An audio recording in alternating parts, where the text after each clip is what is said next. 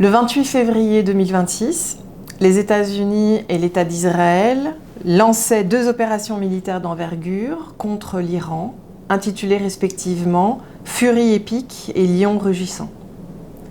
Ces opérations ont consisté à bombarder l'ensemble du territoire iranien avec des frappes qui ont visé, comme vous pouvez le voir sur cette carte, les villes de Tabriz, Ispahan, Téhéran, ainsi que les côtes iraniennes, du côté du golfe Persique comme du côté du golfe d'Oman. Les opérations ont visé des établissements publics, des sites gouvernementaux, des bases militaires, mais également des écoles, des hôpitaux, des sites culturels. Le 9 mars 2026, le ministre iranien de la Santé dénombrait 1255 victimes, âgées de 8 mois à 88 ans, et environ 12 000 personnes blessées. Selon Al Jazeera, dont les journalistes comptent les pertes humaines confirmées dans chaque État impliqué ou touché par le conflit, ces chiffres se montent aujourd'hui pour l'Iran à 1937 personnes tuées et 24 800 personnes blessées. La première question qui peut être abordée au regard du droit international concerne la licéité de ces opérations militaires menées par les États-Unis et Israël contre l'Iran et l'admissibilité des justifications qui ont été produites par ces 2 États pour fonder leurs opérations militaires. Ces justifications sont au nombre de 3 et on les abordera tour à tour. Il s'agit de l'argument de la légitime défense préventive face à la menace que ferait peser le régime iranien. Ensuite, il s'agit de l'argument de la légitime défense exercée par les États-Unis pour eux-mêmes en raison des attaques répétées qu'ils disent subir de l'Iran depuis des mois, voire des années. Et enfin, l'argument de la légitime défense collective menée pour défendre des États alliés et en particulier Israël.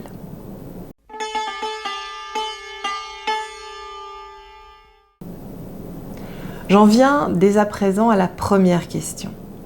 Les opérations des États-Unis et d'Israël se justifient-elles au titre de la légitime défense préventive ? Le 28 février 2026, dans une allocution télévisée, le président Donald Trump annonçait que des opérations militaires majeures avaient été lancées en Iran. Il affirmait que l'objectif de l'opération consistait à défendre le peuple américain en éliminant les menaces imminentes que faisait peser le régime iranien. Un régime qui menait d'après lui des activités qui mettaient en danger les États-Unis, les forces armées des États-Unis, les bases militaires des États-Unis, ainsi que les alliés des États-Unis de par le monde. Donc pour le président Trump, il importait d'empêcher le régime iranien de menacer les États-Unis en détruisant les missiles iraniens, l'industrie militaire iranienne, la marine iranienne, ainsi que toute possibilité pour le régime iranien d'acquérir l'arme nucléaire. C'est là l'argument qui a été encore répété par le délégué des États-Unis au Conseil de sécurité lors de la réunion d'urgence qui a été tenue ce jour-là. Et le délégué israélien, invité à y participer, affirmait pour sa part aussi que l'opération était commandée par la nécessité de protéger Israël, de protéger la population israélienne et qu'elle durerait aussi longtemps que la menace que faisait peser le régime iranien sur Israël persisterait. Le délégué israélien estimait qu'il était nécessaire d'agir en conformité avec la Charte des Nations Unies et le droit international. Alors cette justification renvoie à l'idée d'une légitime défense préventive que ces États seraient à même de mener afin d'écarter une menace pesant sur leur sécurité nationale ou sur leur population. Or, la Charte des Nations Unies interdit en son article 2, paragraphe 4 aux États de recourir à la force l'un contre l'autre dans leurs relations internationales.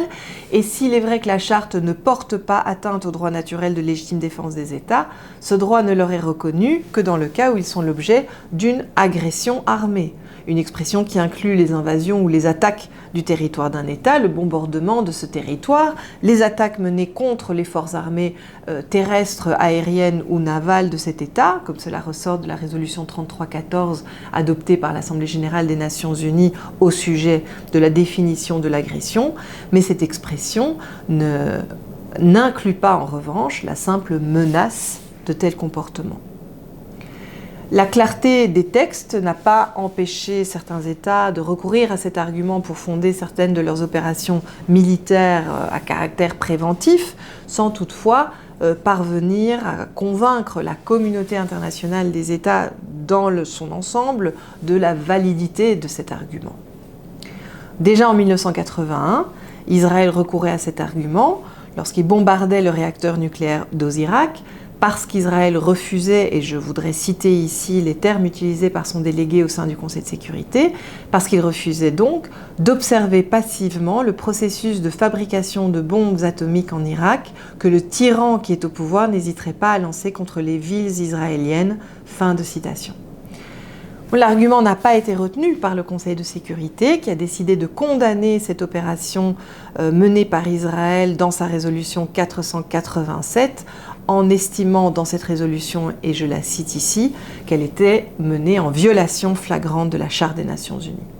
Alors c'est vrai que le Conseil de sécurité ne dit pas très clairement si cette illicéité s'expliquait parce que la Charte ne reconnaissait pas du tout le droit à la légitime défense préventive ou si parce que dans les faits, il n'existait pas de menace imminente qui aurait pu justifier le droit d'Israël de réagir en légitime défense. Les deux positions avaient été adoptées par les divers États qui composaient alors le Conseil de sécurité, mais il n'en reste pas moins que le Conseil de sécurité avait condamné cette opération militaire comme étant non conforme au droit international. Il faut rappeler qu'en 2005, lorsque les États s'étaient réunis au sommet mondial des Nations Unies, à l'occasion de l'anniversaire des Nations Unies, une occasion qui ouvrait la possibilité de faire évoluer la Charte des Nations Unies au regard de certains défis plus contemporains, eh bien, à cette occasion, les États avaient été invités à admettre qu'une guerre préventive puisse être menée dans l'hypothèse stricte où ils étaient confrontés à une menace imminente. C'est en tout cas ce qui était suggéré par le secrétaire général des Nations Unies de l'époque dans le rapport qui a constitué notamment la base des discussions des États en 2005. Et pourtant, à cette occasion, les États avaient clairement écarté purement et simplement cette idée en soulignant que les dispositions pertinentes de la Charte sont suffisantes pour faire face à l'ensemble des menaces contre la paix et la sécurité internationale et reconnaissaient, à vrai dire, au Conseil de sécurité la responsabilité de prendre les mesures opportunes et nécessaires pour réagir à d'éventuelles menaces. On peut se poser la question de savoir si aujourd'hui, 20 ans après ce sommet mondial des Nations Unies, est-ce qu'il en est autrement ? Cette question, il est vrai, reste débattue, mais on peut dire que la majorité des États estiment que la Charte des Nations Unies n'autorise pas un État à recourir à la force en cas de menace, même imminente. C'est notamment la position qui est adoptée par le mouvement des non-alignés, qui regroupe à lui seul plus de 120 États, une position constante de la part de ce mouvement et qui a été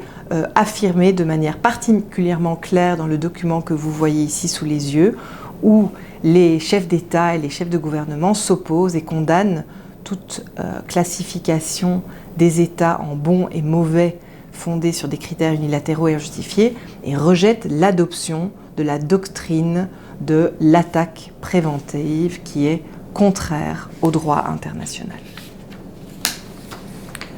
Cette position a encore été réaffirmée par le mouvement des non-alignés en juin 2025 lors des attaques israéliennes contre l'Iran,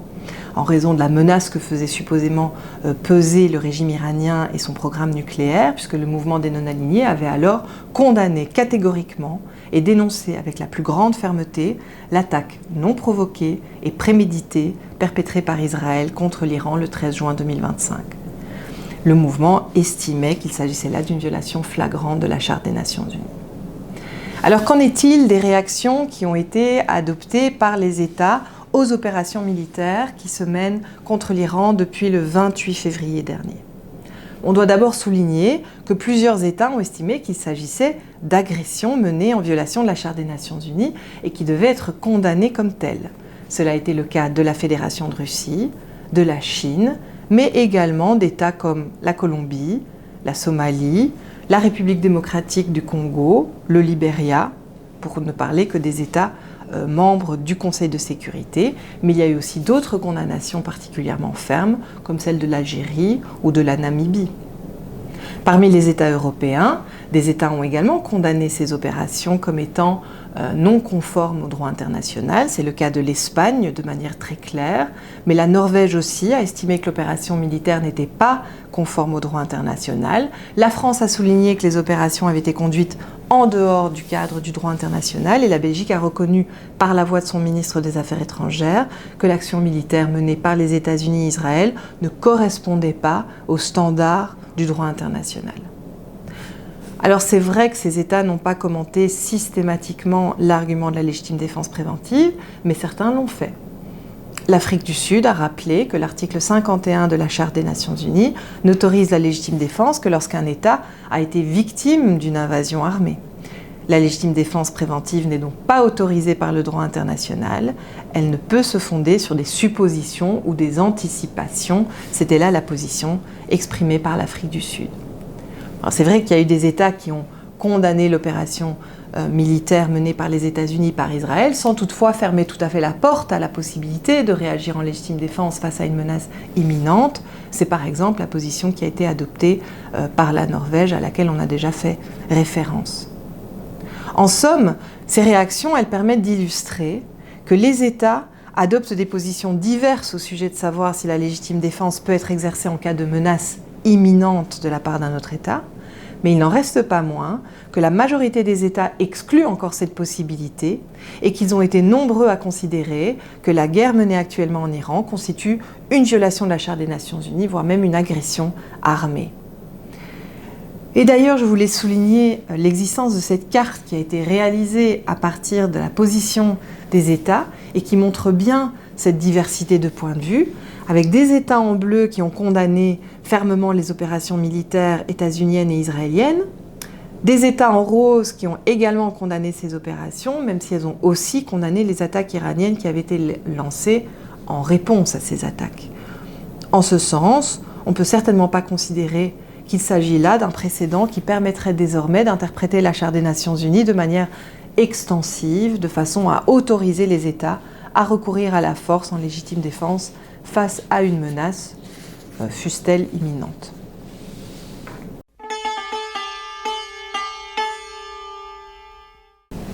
Et j'en viens maintenant à la deuxième question que j'aimerais aborder à ce sujet, qui est celle de savoir si les opérations militaires qui sont menées contre l'Iran peuvent se justifier au titre de la légitime défense des États-Unis, de se défendre eux-mêmes contre une attaque dont ils seraient l'objet. En effet, les États-Unis ont aussi développé un argumentaire justifiant leur opération militaire contre l'Iran dans une lettre adressée au Conseil de sécurité le 10 mars 2026. Et on peut lire dans cette lettre que les opérations militaires sont menées, et je la cite là et vous l'avez sous les yeux, pour défendre le peuple américain contre les attaques de l'Iran et les menaces en émanant. On peut lire aussi un petit peu plus loin, que par ces mesures nécessaires et proportionnées, les États-Unis exercent leur droit naturel de légitime défense consacré par l'article 51 de la Charte des Nations Unies. Alors on peut se demander à quelles attaques exactement les États-Unis font référence pour affirmer être en droit de recourir à la force en légitime défense. La lettre du 10 mars évoque toute une série d'incidents ou d'événements différents.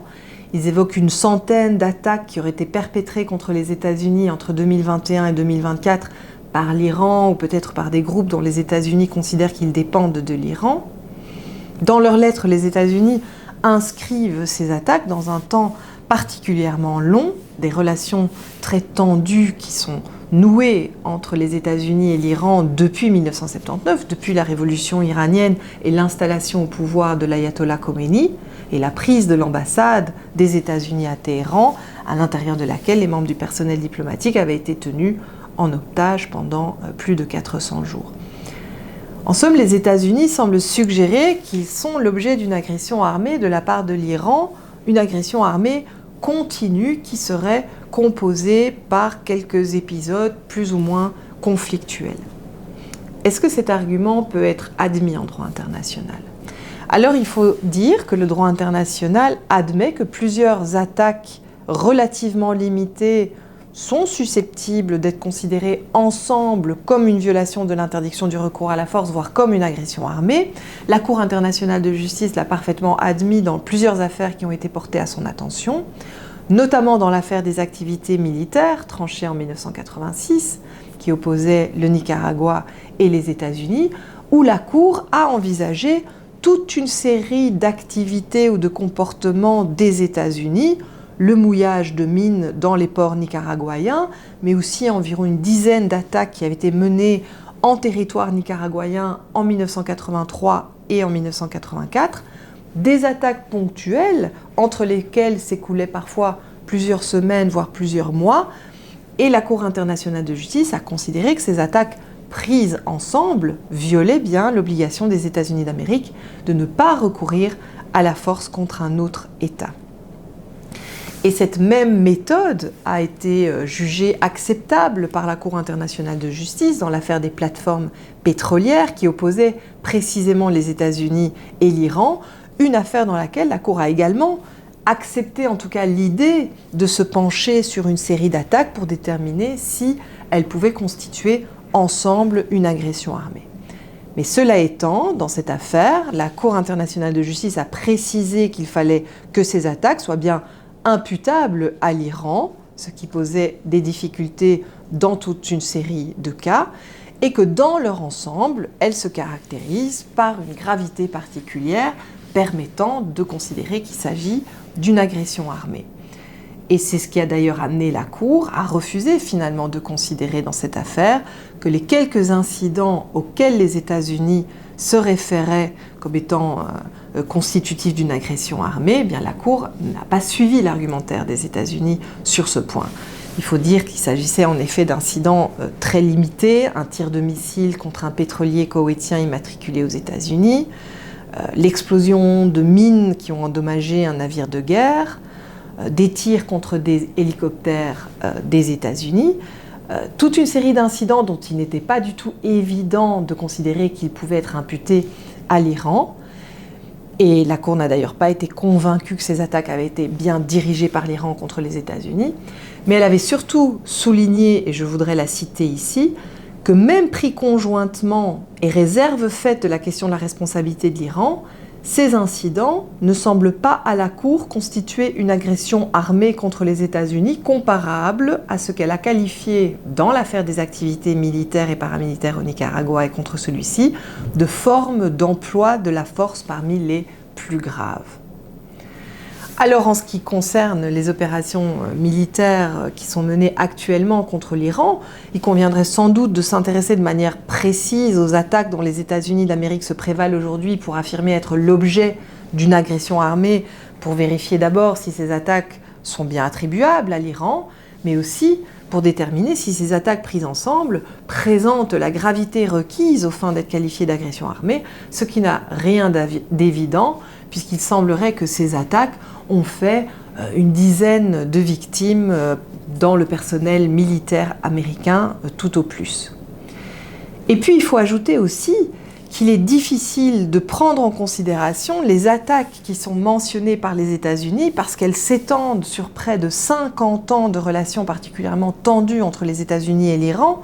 alors que, comme on l'a vu, la Cour internationale de justice, dans sa jurisprudence, si elle accepte certes de prendre en considération une série d'attaques, ne l'a jamais fait qu'au sujet d'attaques qui s'étalaient sur 4-5 années, s'assurant ainsi qu'elles s'inscrivaient en quelque sorte dans un schéma commun. Rappelons aussi,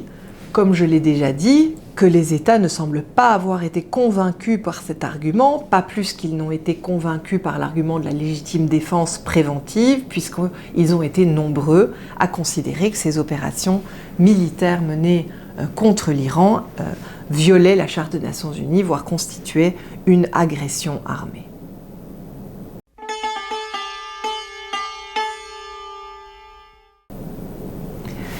Et je voudrais maintenant venir au troisième et dernier argument et soulever la question de savoir si finalement ces opérations militaires qui sont menées contre l'Iran pourraient être justifiées par l'argument de la légitime défense collective. En effet, dans la lettre adressée au Conseil de sécurité le 10 mars 2026 par le représentant permanent des États-Unis auprès des Nations Unies, on pouvait lire aussi, et je cite ici la lettre, que les États-Unis se réservent le droit, conformément à l'article 51 et au droit international coutumier, de prendre d'autres mesures pour assurer leur légitime défense ou la légitime défense collective de leurs alliés et partenaires si cela s'avère nécessaire. Fin de citation. Alors on peut relever d'emblée une forme d'ambiguïté dans la mesure où la lettre n'indique pas précisément de quels alliés il s'agit, ni ne mentionne a fortiori la demande d'assistance qui aurait été adressée aux États-Unis ou qui serait susceptible d'être adressée aux États-Unis par un État agressé, alors qu'on sait qu'en droit international, la légitime défense collective, elle suppose que l'État agressé invite explicitement un ou plusieurs États à l'aider militairement à repousser l'agression dont cet État est victime. Et la Cour internationale de justice l'a d'ailleurs bien précisé dans l'affaire des activités armées au Nicaragua, en rappelant qu'en droit international coutumier, aucune règle ne permet la mise en jeu de la légitime défense collective sans la demande de l'État se jugeant victime d'une agression armée. Alors on peut évidemment penser qu'il s'agit d'une légitime défense collective exercée au bénéfice d'Israël surtout, mais Israël est plutôt mentionné dans la lettre des États-Unis et se présente par ailleurs dans ses propres discours comme un État qui prend part au même titre que les États-Unis à ces opérations militaires menées depuis le 28 février sans aucunement faire mention d'une éventuelle demande d'assistance qui aurait été émise à ce propos. Au fond, ce troisième et dernier argument paraît quelque peu surabondant, tendant peut-être à multiplier d'une certaine manière les justifications empruntées au droit international pour fonder ces opérations militaires au regard de la Charte des Nations Unies, mais cette justification soulève tout autant que les autres des problèmes sérieux, puisque certes le droit international autorise les États à agir en légitime défense collective pour porter secours à un État qui serait l'objet d'une agression armée, et les États ont, dans la pratique internationale, recouru à ce fondement, comme cela a notamment été le cas des États qui sont intervenus militairement contre l'Irak au début des années 90, lorsque l'Irak commettait une violation, une agression armée contre le Koweït et annexait le territoire koweïtien. Mais cela suppose évidemment que l'État qui demande de l'aide soit lui-même en légitime défense, autrement dit qu'il soit la victime d'une agression armée, conformément à ce que prévoit l'article 51 de la Charte des Nations Unies. Or, Israël estime être en droit de légitime défense, en droit de se défendre contre l'Iran, étant donné que l'Iran le vise aussi continuellement depuis des années et depuis 1979. Pour reprendre les termes du délégué israélien au Conseil de sécurité, il dit « Tout a commencé en 1979 lorsque le régime de Téhéran a fait de la destruction des États-Unis d'Israël une partie intégrante de sa mission et de son idéologie. » Le délégué israélien se réfère encore à des décennies d'agressions en mentionnant des discours particulièrement violents ou agressifs de la part de certains dignitaires iraniens, des attaques menées par des groupes armés, le développement du programme nucléaire iranien, la détention de missiles balistiques, mentionne aussi des opérations qui peuvent être rapportées à des opérations menées par le Hezbollah dans le contexte bien plus général du conflit israélo-palestinien. Ces justifications soulèvent des problèmes que nous avons déjà évoqués quant à la possibilité pour un État d'agir face à la menace, ou quant à la possibilité pour un État d'agir en réponse à une série d'attaques ponctuelles s'étendant sur un temps particulièrement long, dont il n'est pas toujours évident qu'il puisse être vraiment attribué à l'État agresseur. En conclusion, et comme on l'a déjà dit, les États ont été nombreux à condamner ces opérations militaires menées par les États-Unis et Israël contre l'Iran comme une violation particulièrement flagrante de la Charte des Nations Unies, voire comme une agression armée. Et d'autres États qui ont peut-être davantage soutenu ces opérations n'ont pas non plus clairement accepté le changement du droit international au sujet de la portée de la légitime défense telle qu'elle est définie actuellement. Donc il ne semble pas que cet argument de la légitime défense collective, pas plus que celui de la légitime défense préventive ou de la légitime défense face à cette série d'attaques ponctuelles et limitées, ait convaincu la communauté internationale des États dans son ensemble. Et en somme, l'argument de la légitime défense, sous quelque aspect que ce soit, n'a pas été accepté généralement comme un argument permettant de fonder la licéité des opérations militaires menées par les États-Unis et par Israël.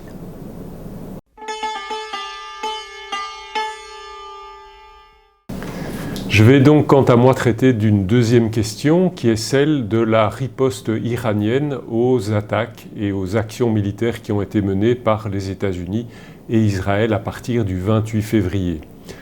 Comme on le sait, l'Iran a riposté en menant un certain nombre de frappes contre des objectifs, ont-ils considéré en tout cas états-uniens et israéliens, et on va plus spécialement ici se concentrer, comme vous le voyez à l'écran, sur la riposte qui a visé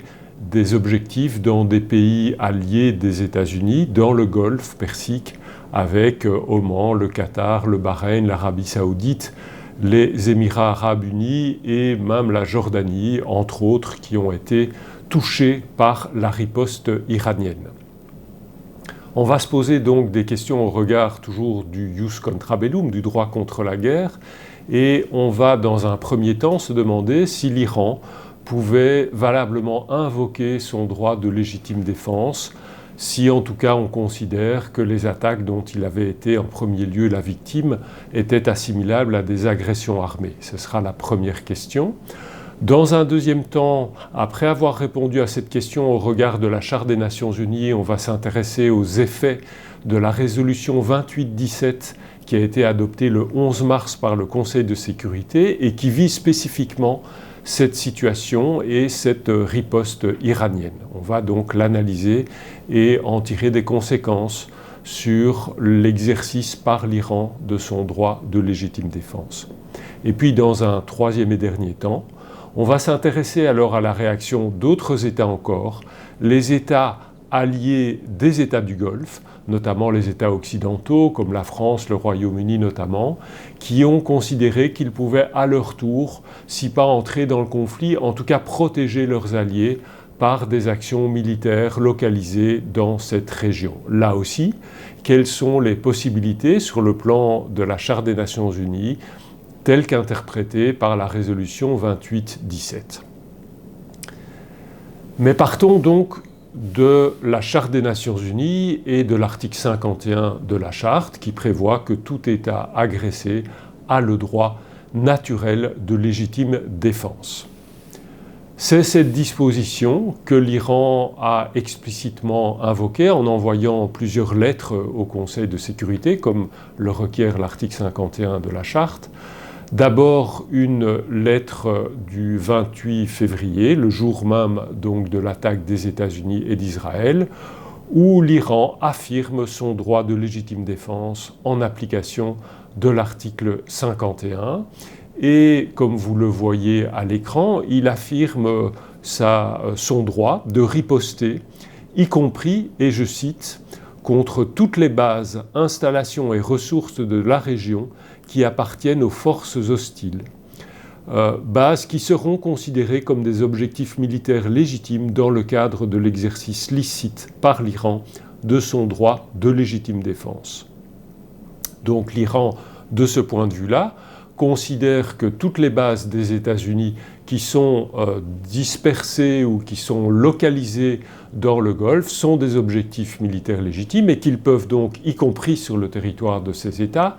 utiliser leur droit de légitime défense. C'est ce qu'ils disent dans cette lettre et ils le disent aussi dans une lettre du 3 mars, quelques jours plus tard, où ils constatent que le Conseil de sécurité n'a finalement rien fait pour mettre fin à ce qu'il estime l'Iran être une agression à son encontre et que dès lors il va en effet mettre en œuvre ce droit qu'il avait affirmé de manière générale. Vous voyez là aussi un extrait de la lettre à l'écran. L'Iran considère que dans l'exercice de son droit de légitime défense, il peut lancer des opérations défensives proportionnées ciblant les bases et les installations des agresseurs dans la région. Fin de citation. Donc voilà ce que dit l'Iran. Est-ce que, si on s'en tient au droit international général, est-ce qu'il y a là en effet une base juridique pour viser des bases militaires des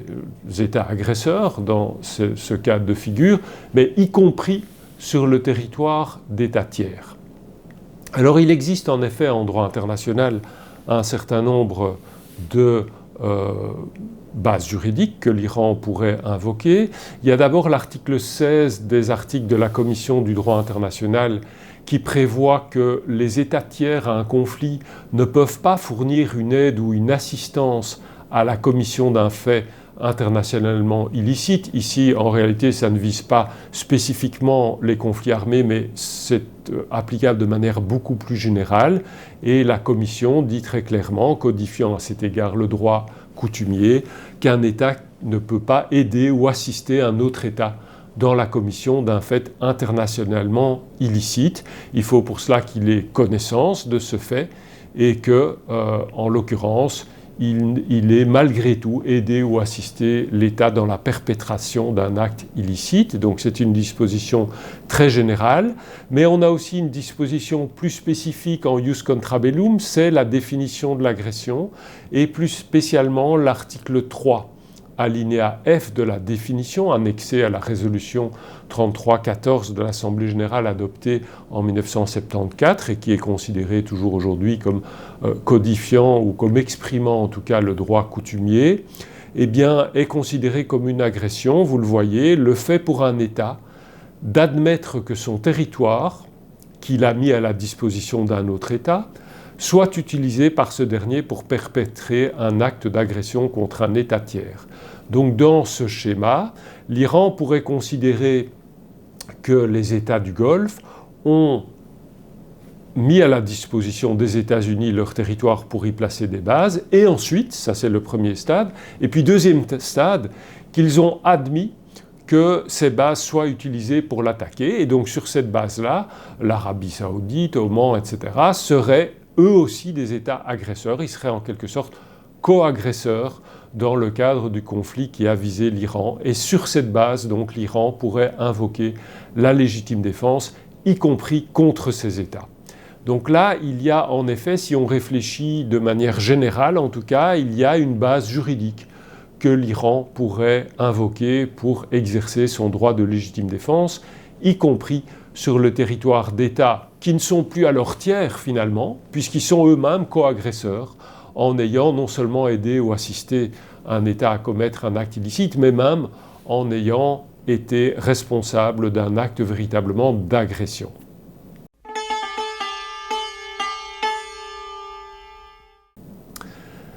Cela dit, ça c'est le droit international général. Encore faudrait-il factuellement vérifier que les bases militaires aient bien été utilisées par l'Iran pour mener, par les États-Unis, pour mener des actions militaires contre l'Iran, et aussi vérifier que l'Iran, en exerçant son droit de légitime défense, donc, prenne des mesures nécessaires pour mettre fin à l'utilisation des bases militaires. C'est donc ce qu'il affirme, on l'a vu dans ses lettres. Est-ce que ça était le cas ? C'est là qu'intervient et qu'on peut passer en réalité à une deuxième question, qui est la résolution 2817 adoptée le 11 mars. Parce que dans cette résolution, vous envoyez des extraits à l'écran, cette résolution va très clairement considérer que l'Iran n'a pas le droit de légitime défense en réalité, ou qu'en tout cas il ne l'a pas exercé de manière conforme au droit international, puisqu'il affirme au contraire le droit de légitime défense des États du Golfe et de la Jordanie. Ça se retrouve dans le préambule de la résolution, ça se retrouve aussi dans le dispositif de la résolution, où le Conseil de sécurité réaffirme l'attachement à l'intégrité territoriale de ces États et condamne avec la plus grande fermeté les attaques inacceptables, vous le voyez au paragraphe 2, perpétrées par l'Iran contre ces États. Donc autrement dit, si on suit cette lecture qui est celle non seulement du Conseil de sécurité qui se prononce à une très large majorité, mais aussi de plus de 135 États qui vont en réalité appuyer cette résolution. Donc il semble là qu'au-delà des effets juridiques directs de cette résolution, il y a l'expression d'une opinio iuris de, là, on pourrait dire, la communauté internationale des États dans son ensemble. Eh bien, on a l'affirmation, on a une lecture différente où on considérait que l'Iran, en réalité, n'a pas exercé son droit de légitime défense, mais au contraire, serait un État agresseur, ce qui donnerait par répercussion la légitime défense aux États du Golfe. Alors comment interpréter cette résolution qui ne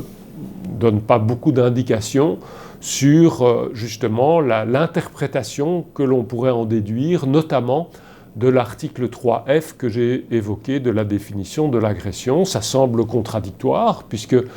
l'Iran attaque en réalité des États qui ont prêté leur territoire aux États-Unis pour attaquer l'Iran lui-même. Donc ça semble contradictoire. Comment interpréter cela ? Il y a deux possibilités que l'on pourrait évoquer. La première, et il faut revenir au texte de l'article 3 alinéa F, c'est que on pourrait peut-être se dire, tiens, il n'est pas si évident que le Qatar, l'Arabie Saoudite, etc., si ils ont en effet mis à la disposition des États-Unis leur territoire, ça c'est sûr, mais est-ce qu'ils ont admis que ce territoire soit utilisé pour mener une attaque contre l'Iran ? Ça, c'est une interprétation factuelle et donc l'Iran estime que oui, mais ces États en particulier, si on analyse les débats qui ont précédé l'adoption de la résolution ainsi que la position de Bahreïn qui était celui qui a proposé à titre principal le texte de la résolution, selon ces États du Golfe, ils n'ont pas admis que les bases soient utilisées et ils sont restés en réalité totalement en dehors du conflit. Donc ça, c'est un point intéressant, c'est que sur le plan factuel, on pourrait peut-être considérer que les États ont considéré qu'on n'avait pas atteint le seuil requis par l'alinéa F qui exige, je le répète, non seulement la mise à la disposition, mais aussi qu'en l'espèce, on admette que le territoire et que les bases militaires ici soient utilisées par les États-Unis. Une autre interprétation de cet alinéa F, ça pourrait être que, en réalité, quand on dit admettre que le territoire soit utilisé, il faudrait qu'il y ait une forme de complicité, d'engagement de l'État territorial, et finalement, on serait dans une situation qui est peut-être pas si éloignée de l'alinéa G qu'on a là aussi sous les yeux de l'article 3, qui là parle plutôt de bandes irrégulières, donc c'est un cas de figure un peu différent, mais en réalité, si on examine le texte, il semble qu'il y ait là un seuil plus exigeant, puisque là, pour l'alinéa G, il faut, pour qu'un État soit responsable d'un acte d'agression, qu'il envoie les groupes privés ou qu'il s'engage de manière substantielle dans l'action du groupe privé. Est-ce qu'on serait ici devant un précédent à partir du moment où les États-Unis ont utilisé d'une manière ou d'une autre leur base militaire sur le territoire des États du Golfe? Est-ce qu'on pourrait considérer que ça ne suffit pas et qu'il faudrait montrer que ces États du Golfe aient, si pas envoyé évidemment les États-Unis en Iran, mais en tout cas qu'ils se soient engagés de manière substantielle dans cette action en leur apportant un appui particulier, ce qu'ils nient complètement et ce qui manifestement dans les faits n'a pas été le cas. C'est une autre possibilité, mais alors à ce moment-là, l'alinéa F devrait être interprété en quelque sorte de manière plus rigoureuse, puisqu'il faudrait, pour qu'il soit applicable, montrer que la mise à disposition se traduise par un engagement substantiel. On voit là qu'on va un petit peu loin quand même par rapport au texte. C'est pour ça que ce serait une interprétation peut-être un petit peu audacieuse et dans les débats que l'on a pu examiner au sein du Conseil de sécurité et qui ont mené à l'adoption de cette résolution, c'est pas vraiment ça qu'on a trouvé. Et c'est pour ça peut-être qu'il faut se tourner vers une autre interprétation qui consiste plutôt à s'intéresser non pas à la question de savoir si les États du Golfe pourraient être considérés ou non comme des agresseurs, en application de la définition de l'agression et de l'alinéa F de l'article 3, mais plutôt la question de savoir si la riposte iranienne, à supposer même qu'ils aient été agresseurs, ne serait pas disproportionnée ou n'irait pas au-delà de ce qui est strictement nécessaire. Et là, il faut se tourner vers cette condition de nécessité de proportionnalité qui a été affirmée dans la jurisprudence internationale, qui découle implicitement de l'article 51, mais qui a été plutôt affirmée notamment dans l'avis de la Cour internationale de justice, dont vous avez un extrait sous les yeux sur les armes nucléaires, où la Cour affirme très clairement que la légitime défense doit toujours être nécessaire et proportionnée, et ensuite, notamment dans d'autres affaires en réalité qui ont suivi ou précédé, l'affaire Nicaragua, l'affaire des activités armées sur le territoire du Congo, l'affaire des plateformes pétrolières iraniennes justement, enfin en tout cas États-Unis-Iran, la Cour à chaque fois a insisté sur cette nécessité de montrer, et elle a insisté que c'était elle a bien affirmé que c'était très strict, qu'il fallait démontrer que ce soit tout à fait nécessaire, et donc on doit chaque fois mesurer la nécessité des actions militaires en légitime défense. Ça, c'est le droit. Or, dans les faits, et si on se réfère aux débats qui ont eu lieu au sein du Conseil de sécurité, ce qui est condamné par Bahreïn, par ensuite les autres États, c'est le caractère en réalité excessif de l'action iranienne. D'abord, parce qu'on a considéré, c'est ce qui ressort déjà du texte de la résolution elle-même, que l'Iran était allé bien au-delà, ce qui est un fait, des bases militaires des États-Unis. Il a visé toute une série de localités, enfin d'objectifs dans des villes, et notamment il a aussi touché toute une série de civils. Donc on est allé bien au-delà. Vous le voyez ici dans, par exemple, cette déclaration du délégué des États-Unis qui présidait alors le Conseil de sécurité et qui dit très clairement « L'Iran prétend qu'il n'a fait que viser nos bases, mais en réalité ce n'est pas le cas. Regardez, il a visé des hôtels à Dubaï, il a visé toute une série d'objectifs qui vont bien au-delà des bases militaires. Donc finalement, c'est quelque chose qui n'est pas admissible et c'est ça qui est condamné dans la résolution du Conseil de sécurité et qui rend les États victimes de ces attaques, qui leur rend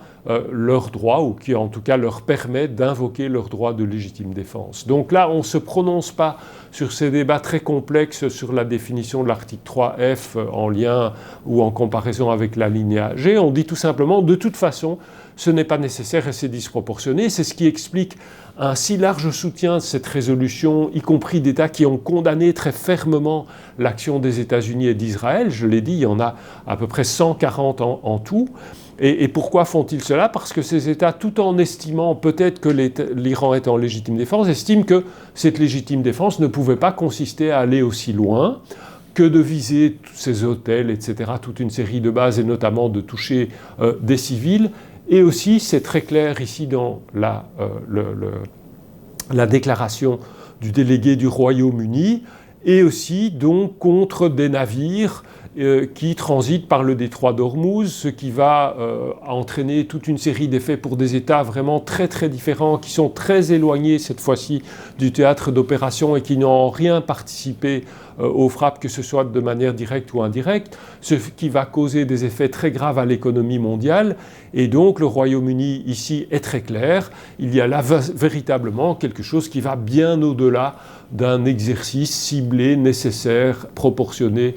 d'un droit de légitime défense. Donc si on suit cette interprétation, et pour conclure cette question 2, eh bien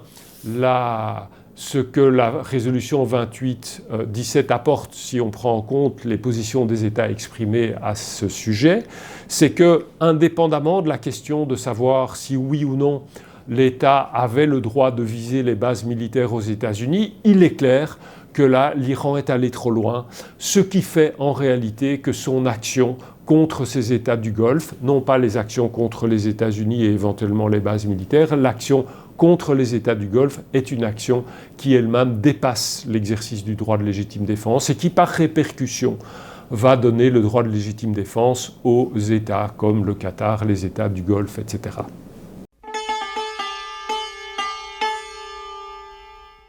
Maintenant, dès lors, et plus brièvement, troisième et dernière question, quelles sont alors les possibilités pour les États alliés des États du Golfe, notamment les États européens, qui ont affirmé que, en suivant l'argument que je viens d'évoquer, que ces États du Golfe étaient eux-mêmes en légitime défense, conformément donc à la résolution 28-17 du Conseil de sécurité. Eh bien, ces États, et c'est ce qu'ils ont affirmé, ils peuvent alors invoquer la légitime défense collective et aider les États du Golfe à se défendre. Ils peuvent dès lors aller sur place et protéger ces États, protéger le territoire de ces États, y compris jusque dans le détroit d'Ormuz, mais on reviendra plus spécifiquement sur cette question dans la partie de cette vidéo qui lui est spécifiquement consacrée. Ce qui est important de retenir, et le Royaume-Uni a développé dès le 1er mars une position juridique très très claire à ce sujet, ce qui est important de retenir, c'est que ces États occidentaux, ici le Royaume-Uni, la France notamment, ne considèrent pas qu'ils ont le droit de soutenir les États-Unis et Israël dans leur attaque contre l'Iran. Donc ils ne prennent, disent-ils, pas parti dans le conflit principal en quelque sorte entre les États-Unis, Israël et l'Iran. Ce qu'ils font, c'est essayer de juguler les effets disproportionnés de ce conflit, l'extension de ce conflit donc aux États du Golfe à partir du moment où on considère que, on l'a vu, ces actions sont totalement disproportionnées. Et donc c'est en effet ce que vous pouvez lire ici à l'écran. Les États-Unis affirment leur droit d'agir en légitime défense individuelle pour leurs propres intérêts, et notamment les navires qui sont touchés dans la région, mais aussi collective pour protéger donc les États du Golfe. Et dès lors, ils vont prendre un certain nombre de mesures, mais dont ils affirment qu'elles sont limitées, qu'elles sont défensives.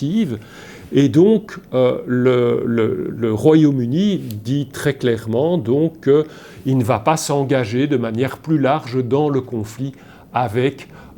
les États-Unis, enfin entre les États-Unis et l'Iran, et qui vont limiter, là aussi c'est la nécessité qui va être le critère déterminant pour voir si cet exercice de légitime défense collective, essentiellement, reste conforme à la Charte des Nations Unies. Eh bien, il faudra en effet vérifier dans quelle mesure, et ça va être évidemment complexe et ça va être une interprétation au cas par cas à réaliser, dans quelle mesure ces mesures militaires britanniques, françaises et autres restent bien défensives et ne s'engagent pas dans le conflit principal. Alors voilà pour les réponses que l'on peut faire aujourd'hui à ces trois questions. Tout dépend ensuite pour la licéité de telle ou telle opération, telle ou telle action, évidemment d'une analyse factuelle au cas par cas qu'on n'est pas en mesure de faire à l'heure actuelle. Sur le plan du droit international, disons, si on suit l'interprétation qui a été proposée ici, on pourrait, pour conclure, considérer que ça ne remet pas en cause le droit international, notamment y compris l'article 3 et donc l'article 3 alinéa F qui interdit aux États de prêter des bases militaires et d'assister des États agresseurs dans la perpétration d'un acte d'agression, mais en déplaçant le débat sur le terrain de la nécessité, de la proportionnalité, ça va revenir finalement à une analyse plus nuancée, plus relative en fonction de chaque action militaire sur le terrain.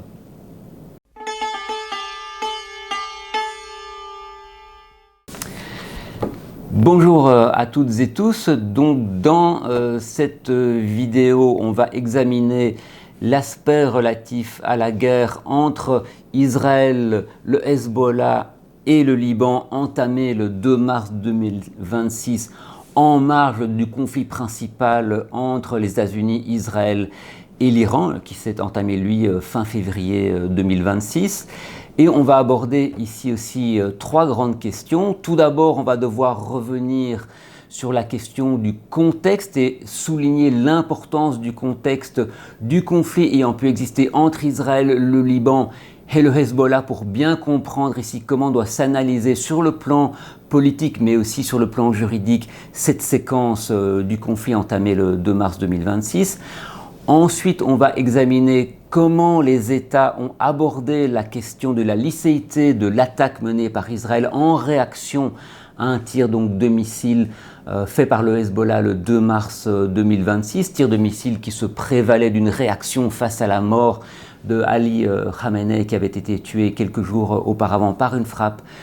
israélienne, et se demander dans quelle mesure l'attaque israélienne a été conçue comme étant une riposte en légitime défense face donc à cet envoi de missiles par le Hezbollah. Et puis dans un troisième temps, troisième question, aborder la manière dont a été appréhendée précisément cette attaque lancée par le Hezbollah le 2 mars 2026 et voir si on l'a envisagée dans le chef des États sous l'angle du principe de non-recours à la force et donc potentiellement de la légitime défense de la part d'Israël, ou bien uniquement, comme on le verra, sous l'angle plutôt de violation de résolutions particulières applicables en l'espèce et de l'accord de cessez-le-feu qui avait été conclu en novembre 2024, là plutôt dans le contexte de la guerre à Gaza. Alors, premier point, se poser la question du contexte dans lequel cette nouvelle séquence finalement de la guerre entre le Hezbollah et Israël et le Liban également évidemment a surgi, et on ne peut comprendre la portée précise que si on revient un peu quelques décennies en arrière avec une mise en contexte. Alors vous avez devant vous une carte qui reprend à la fois le nord d'Israël et le sud du Liban, puisque c'est dans ce théâtre-là que se sont déroulés très largement les conflits, les tensions entre Israël et le Liban, et on peut se référer à deux invasions qui ont été réalisées par Israël en 1978-1978 et en 1982, avec pour but le fait de déloger les organisations palestiniennes et l'OLP qui était basée à l'époque à Beyrouth. Et à la suite, et c'est dans le contexte de ces invasions qu'a été créé en 1982 le Hezbollah avec une aide et un financement particulier de la part de l'Iran. Et le Hezbollah est à la fois un groupe armé, donc qui a eu pour objectif principal de lutter contre l'occupation israélienne, mais c'est en même temps un mouvement politique qui occupe une place importante sur la scène politique libanaise depuis lors. Alors l'occupation du sud Liban par Israël a duré pendant 18 ans avant de céder la place à un désengagement décidé par Ehud Barak en 2000, désengagement qui s'est fait de manière totalement unilatérale, en application de la résolution 425 qui avait été adoptée par le Conseil de sécurité en 1982, qui, entre autres choses, demandait le retrait des forces israéliennes. Mais ce retrait étant unilatéral a laissé toute une série de questions non résolues entre le Liban, Israël et le Hezbollah, à la fois la question du sort de toute une série de prisonniers libanais et aussi le placement d'un certain nombre de mines qui ont été laissées là par l'armée israélienne. Alors les tensions ont perduré et ça a donné lieu à une nouvelle guerre d'envergure à l'été 2006, guerre qui a été, disons, provoquée par une attaque éclair du Hezbollah en territoire israélien. On a eu une guerre qui a duré 33 jours avec d'assez nombreuses destructions et qui, à la suite d'un cessez-le-feu, a donné lieu à l'adoption de la résolution 1701, là aussi vous avez un visuel de la résolution 1701 qui a prévu le retrait à la fois donc de toutes les forces israéliennes et également la prise de contrôle du sud-Liban par l'armée libanaise, avec dès lors retrait des forces du Hezbollah et désarmement des forces du Hezbollah. Néanmoins, le rapport de force au Liban et les tensions persistantes avec Israël n'ont pas permis une mise en œuvre effective de cette résolution et un désarmement du Hezbollah. Ce qui a amené aussi dans le contexte de la guerre à Gaza entamée en octobre 2023, de nouvelles actions du Hezbollah avec de nouveaux échanges de tirs de missiles, de roquettes, des bombardements israéliens. Et cela a abouti à un nouvel accord de cessez-le-feu conclu le 27 novembre 2024 entre donc le Hezbollah, le Liban et Israël, sous l'égide des États-Unis et sous l'égide de la France. Donc,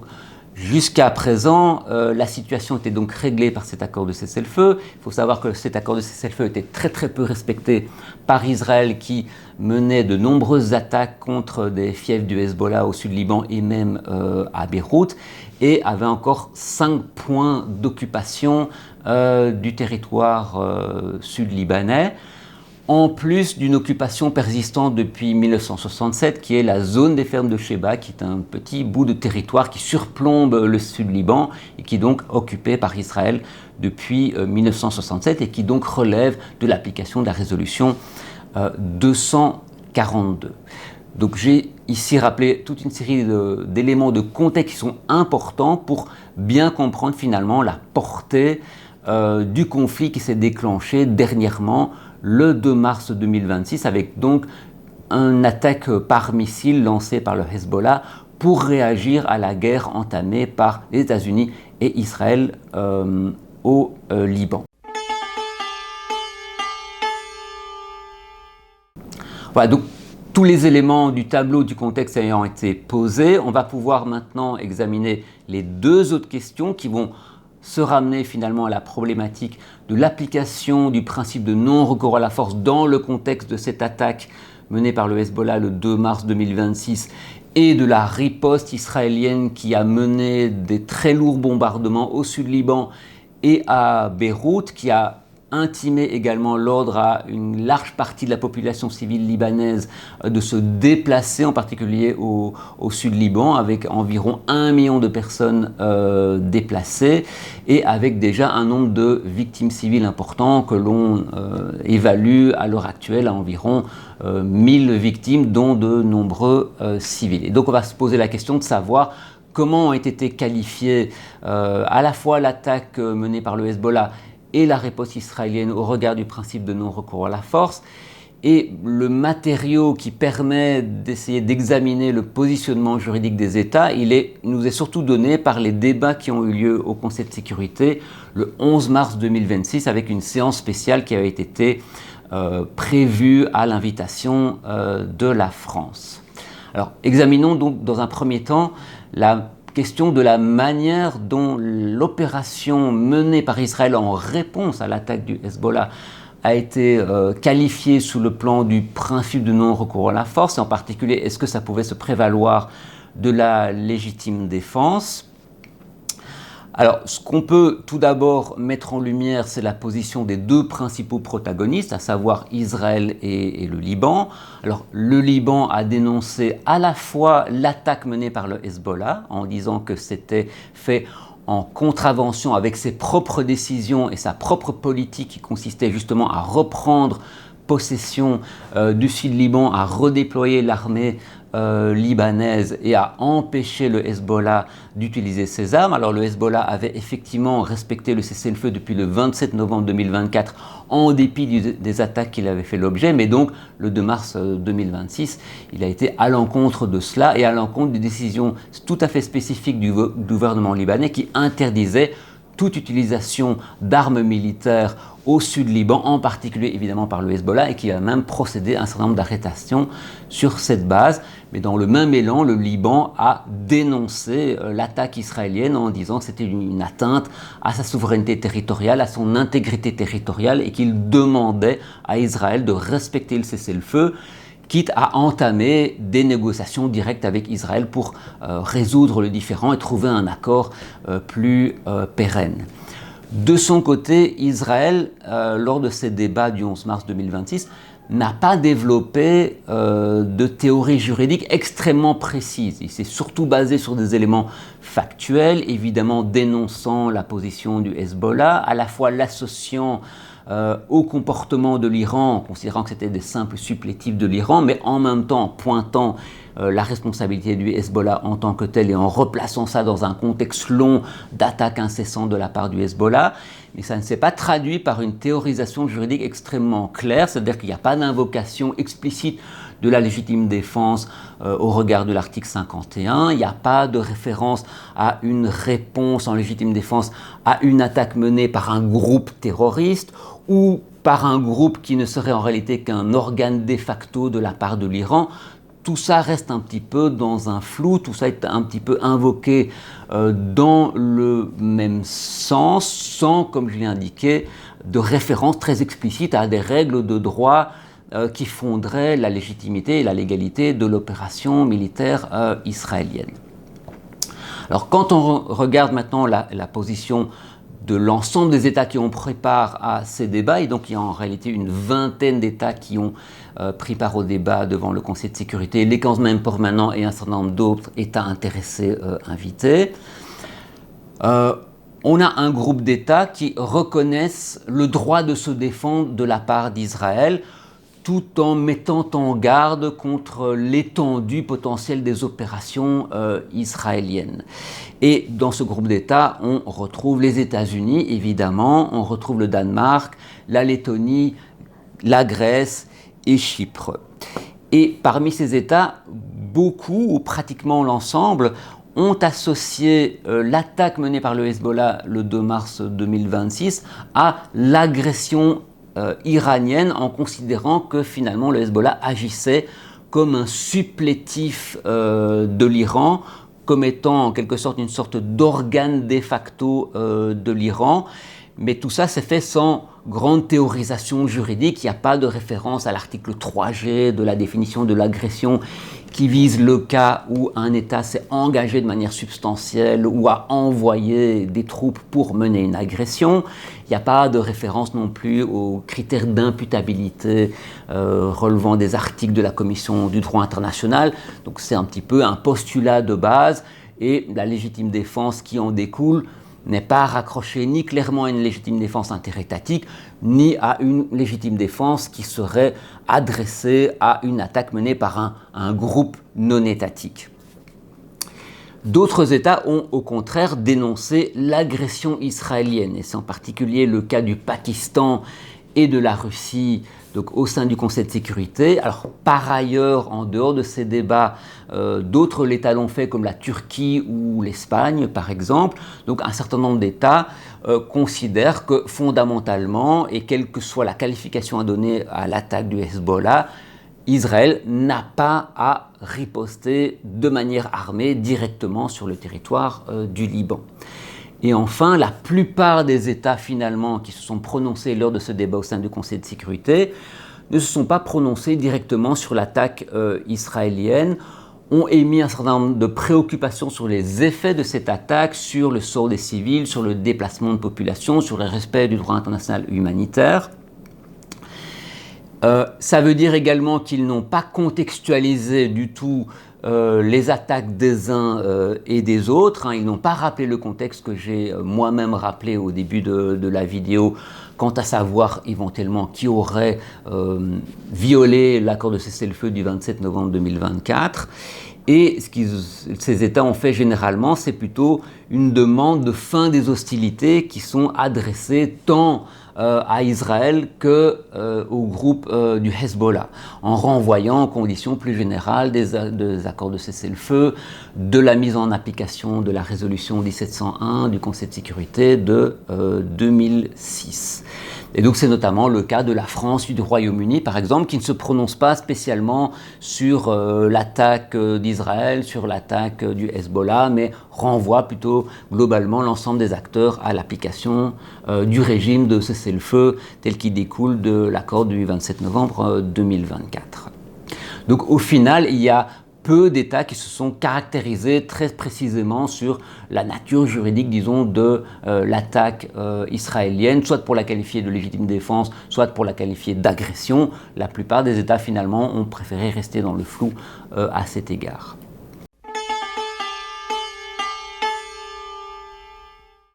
Voilà, alors on en arrive maintenant à l'examen de la troisième question, qui est celle de la qualification qui a été donnée à l'attaque menée par le Hezbollah le 2 mars, quant à savoir s'il était licite ou non en droit international. Alors ce qu'on peut constater du positionnement des États lors des débats au Conseil de sécurité qui ont été menés le 11 mars 2026, c'est qu'il y a une condamnation pratiquement unanime de l'attaque menée par le Hezbollah.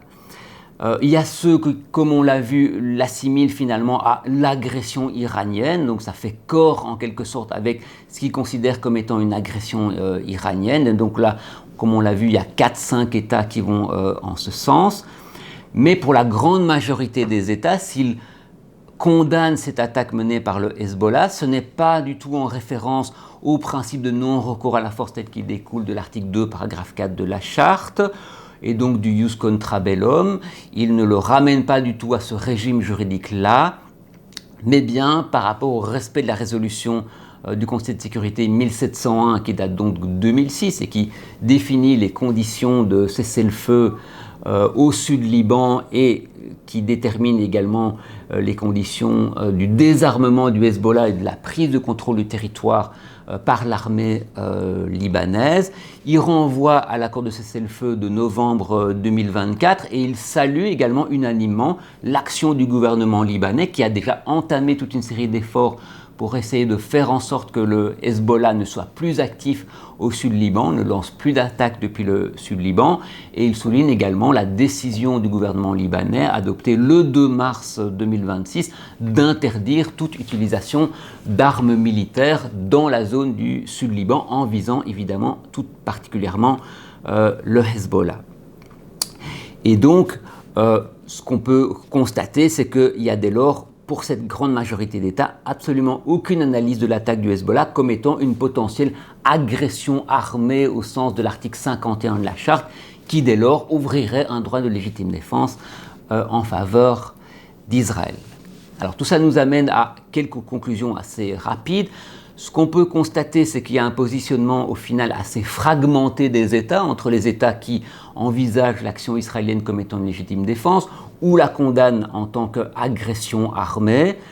Mais ce qu'on constate surtout, c'est que la plupart des États ne veulent pas se prononcer très clairement sur les mérites finalement de l'action tant du Hezbollah que de l'action israélienne. Ils les considèrent plutôt toutes les deux comme étant en contravention finalement avec la résolution 1701 du Conseil de sécurité datant de 2006 et encore plus spécialement à l'accord de cessez-le-feu du 27 novembre 2024 adopté dans le contexte de la guerre à Gaza. Et donc c'est surtout par rapport à ce régime juridique-là que la majorité des États se positionnent pour demander aux deux acteurs de mettre fin aux hostilités et de se référer à l'application finalement de la résolution 1701, c'est-à-dire aboutir d'un côté à un retrait des forces armées israéliennes et un cessez-le-feu du côté israélien et également à un retrait du Hezbollah, une prise en main du territoire du Sud-Liban par l'armée libanaise et un désarmement ultime dans le chef du Hezbollah. Et donc, au final, il y a très peu de théorisation juridique sur l'application ou non de la légitime défense, qu'il s'agisse d'imputer finalement les actes commis par le Hezbollah à l'Iran et donc de se placer dans le cadre d'une légitime défense interétatique relativement classique, mais plutôt en application de l'article 3G de la définition de l'agression, ou bien de considérer qu'il s'agirait d'un précédent en matière de légitime défense contre les acteurs non étatiques. En réalité, il n'y a aucun État qui s'est placé explicitement sur ce terrain-là. Mais comme on le voit, la grande majorité des États c'est pas du tout placé sur ce terrain-là, c'est plutôt placé sur les conditions de cessez-le-feu en demandant à l'ensemble des acteurs d'en revenir à une cessation des hostilités et en soulignant évidemment la nécessité de respecter le droit des conflits armés au profit des populations civiles.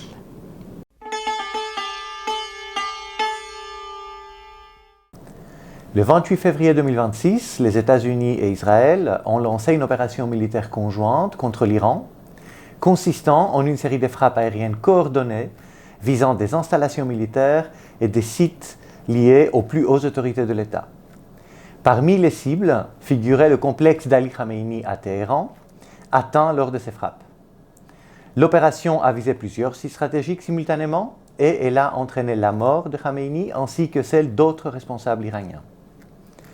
À part les questions de droit international général,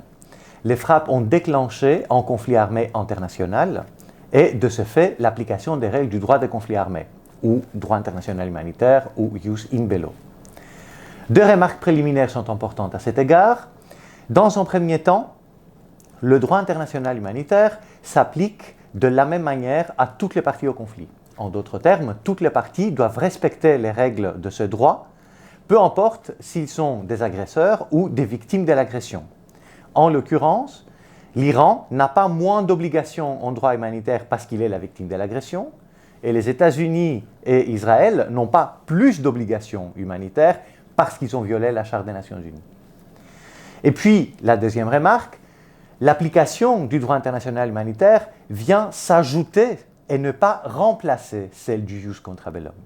C'est-à-dire, le fait qu'une attaque soit licite sur le plan du droit humanitaire n'implique pas qu'elle devient licite également sur le plan du droit international général, notamment sur celui de la Charte des Nations Unies.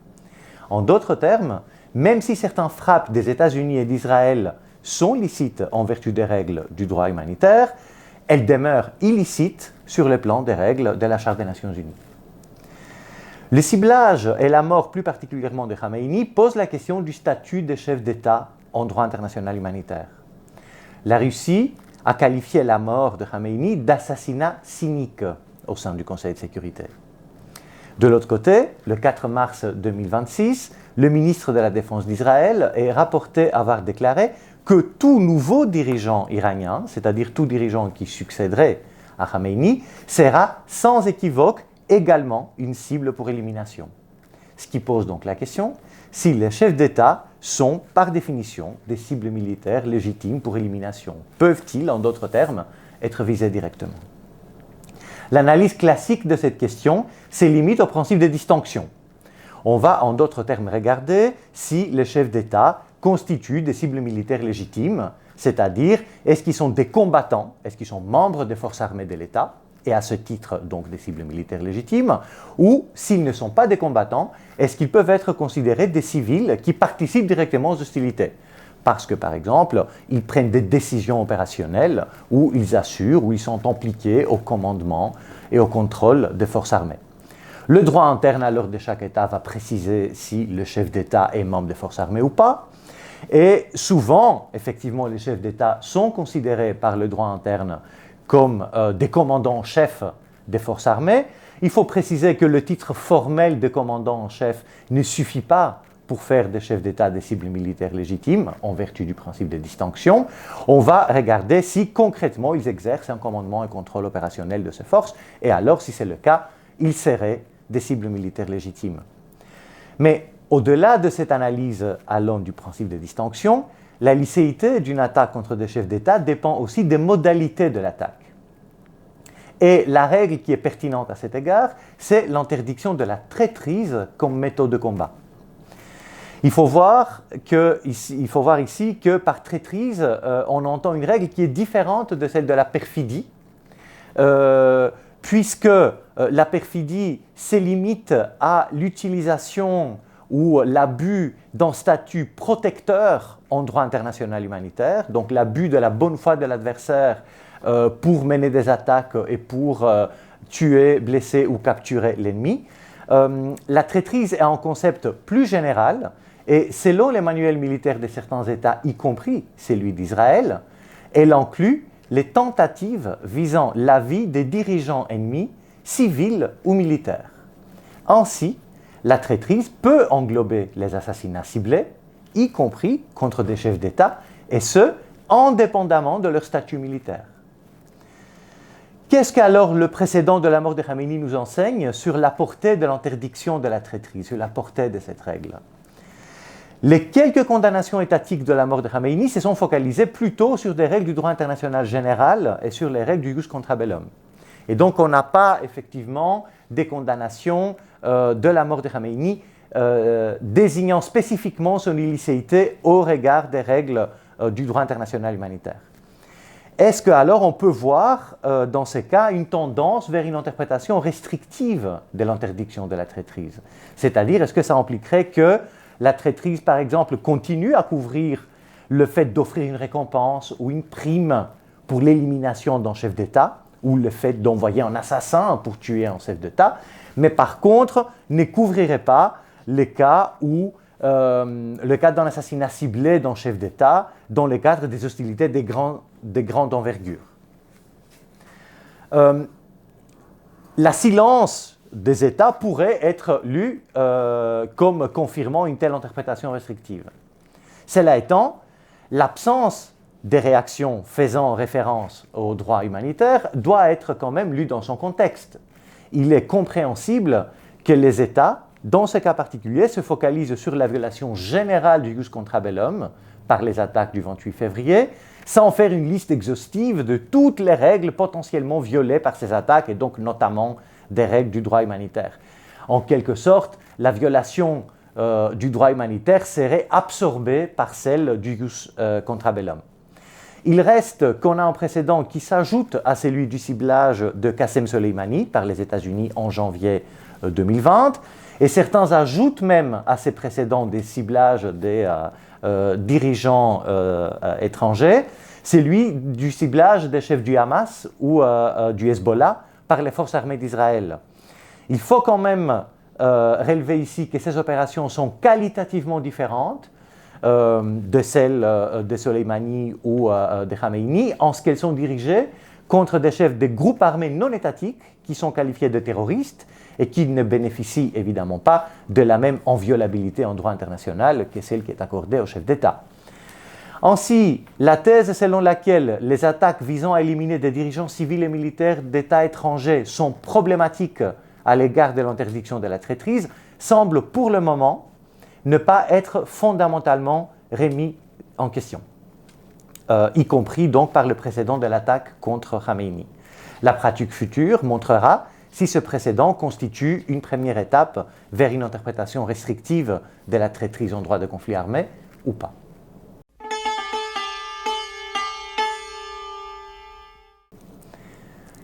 Selon les estimations dans les médias, en fin mars 2026, les États-Unis et Israël ont mené plusieurs milliers de frappes en Iran depuis le début de la guerre. De même, l'Iran a lancé des centaines de missiles balistiques et des milliers de drones depuis le début du conflit, y compris contre les États du Golfe comme le Bahreïn, le Koweït, le Qatar, l'Arabie Saoudite ou les Émirats arabes unis. Selon un rapport dans l'ensemble d'ONG, entre le 28 février et le 23 mars 2026, plus de 1400 personnes civiles, parmi lesquelles plus de 200 enfants, ont été tués suite aux frappes aériennes en Iran. Selon les chiffres donnés par les autorités iraniennes elles-mêmes, comme vous le voyez dans l'image reproduite d'Al Jazeera,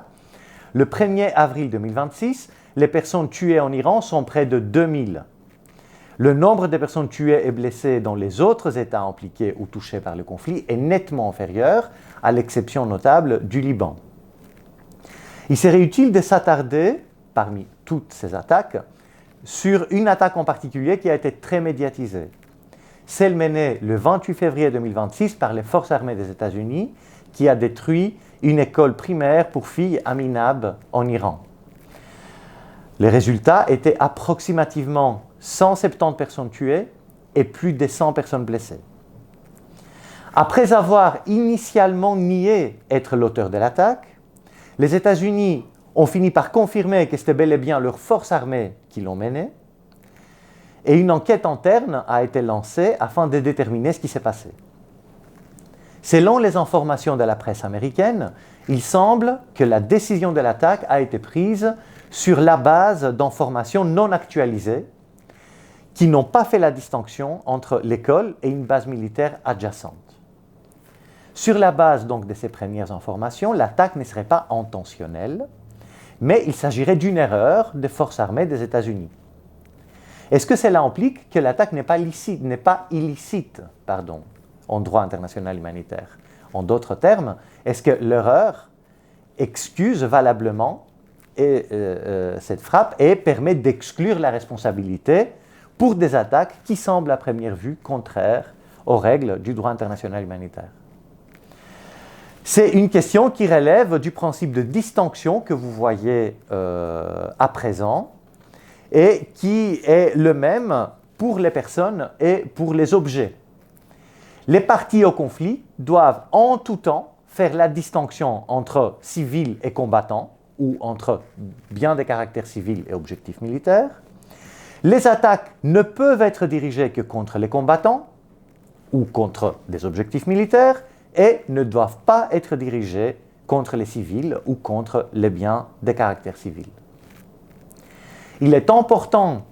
de rappeler que la légalité de l'attaque doit être évaluée en se mettant à la place des membres des forces armées au moment où la décision est prise, au moment où l'attaque est menée et à la lumière des informations que ces membres des forces armées avaient à ce moment-là. Si donc de bonne foi elle pensait attaquer un objectif militaire, ignorant qu'il s'agissait en réalité d'une école, alors on n'est pas en présence d'une attaque qui est dirigée contre un bien civil. Et le principe de distinction n'est dès lors pas violé. Cela étant, l'attaque n'est pas pour autant licite du point de vue des règles du droit international humanitaire, puisque ici entrent en jeu les obligations de précaution dans l'attaque,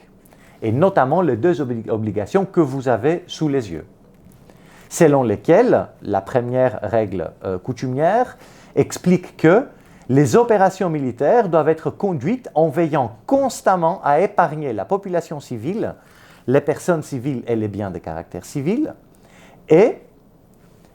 chaque partie au conflit doit faire tout ce qui est pratiquement possible pour vérifier que les objectifs à attaquer sont bel et bien des objectifs militaires.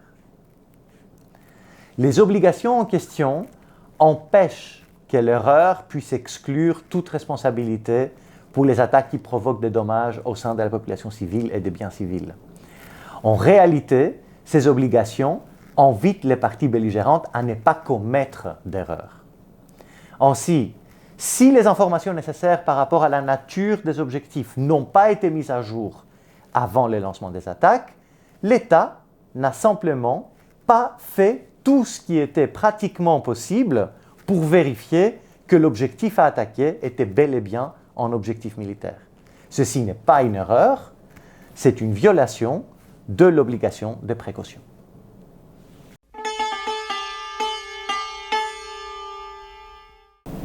Dans le cadre des hostilités opposant les États-Unis et Israël d'une part et l'Iran d'autre part, des frappes ont été lancées contre des bases et installations militaires, mais aussi contre toute une série de biens a priori civils, des installations énergétiques, y compris des installations pétrolières, des ports, des infrastructures critiques, des aéroports civils, des zones urbaines en général.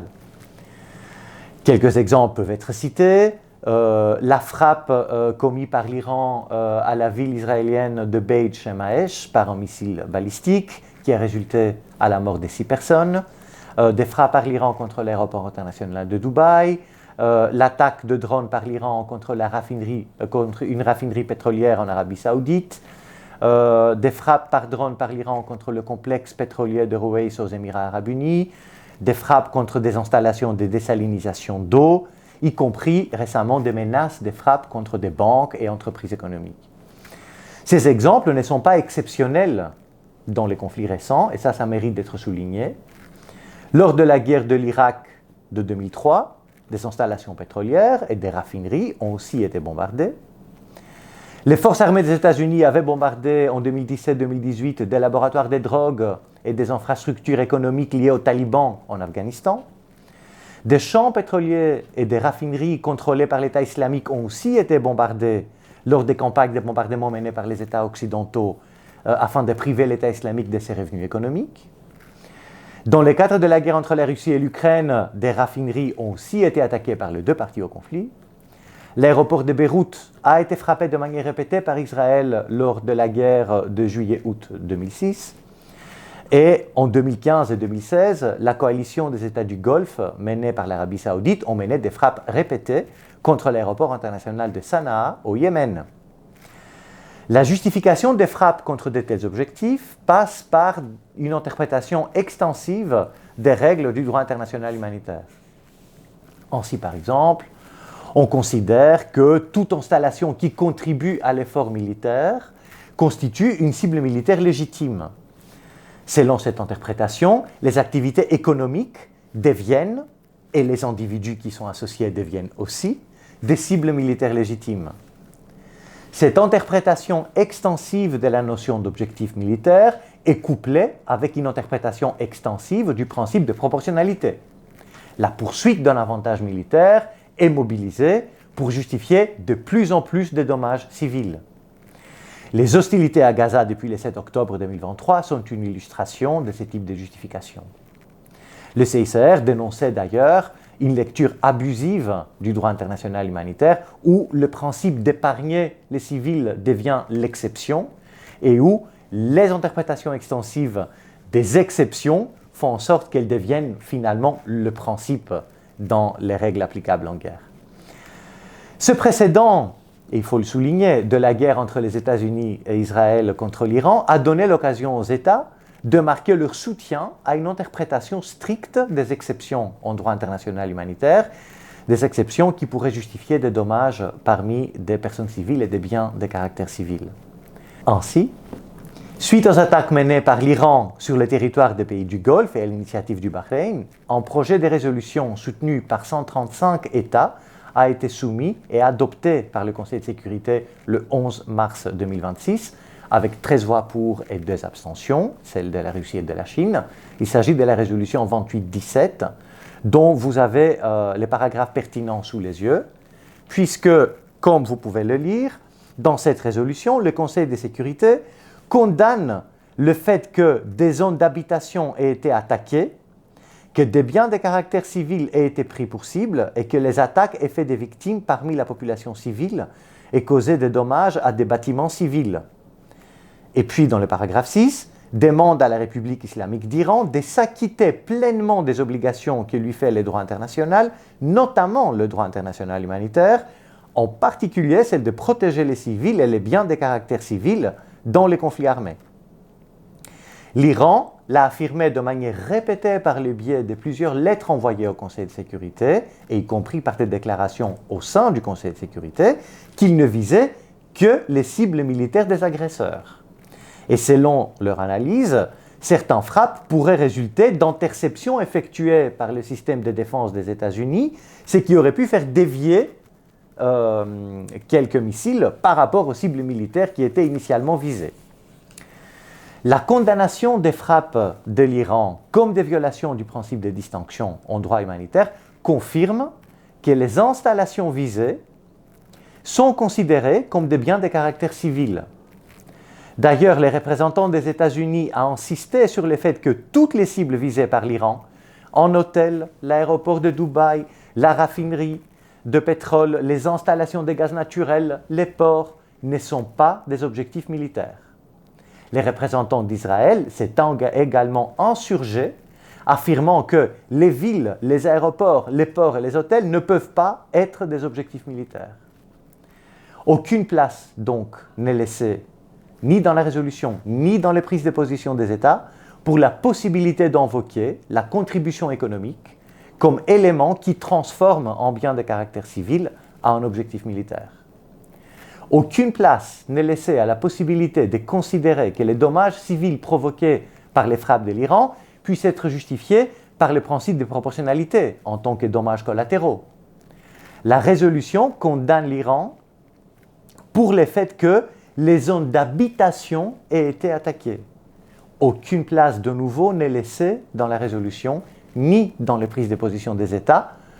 à l'argument de la complexité de la guerre urbaine qui rendrait impossible le respect parfait du principe de distinction dans les conflits armés. En d'autres termes, le précédent de la guerre des États-Unis et d'Israël contre l'Iran donne l'occasion aux États, y compris, et ça il faut le souligner, aux États ayant défendu des interprétations très extensives des règles du droit humanitaire par le passé, de confirmer une interprétation stricte des principes cardinaux du droit humanitaire et de leurs exceptions, et de réaffirmer que les biens qui soutiennent l'économie d'un État et l'effort de guerre en général, les cibles économiques, les installations énergétiques, les infrastructures critiques, ne constituent pas, de ces faits-là, en cible militaire légitime.